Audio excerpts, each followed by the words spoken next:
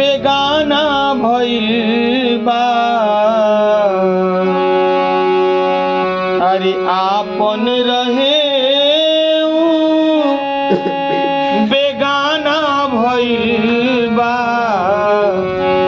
ई मन मोह माया के दीवाना भइल बा मन मोह माया के दीवाना भइल बा मन के दीवाना जमाना भइल बा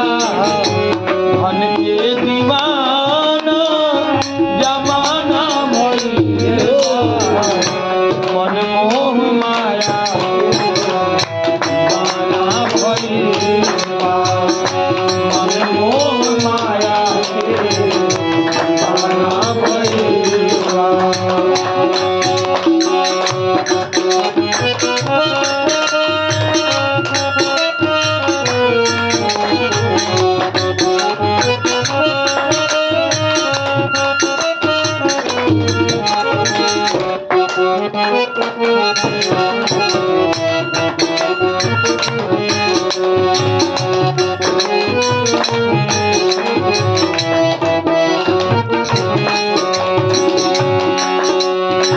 प्रभु सोचले ना होई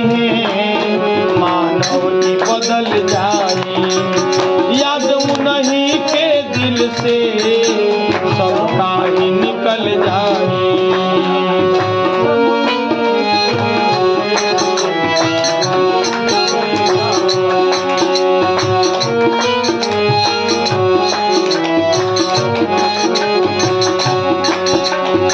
कहना है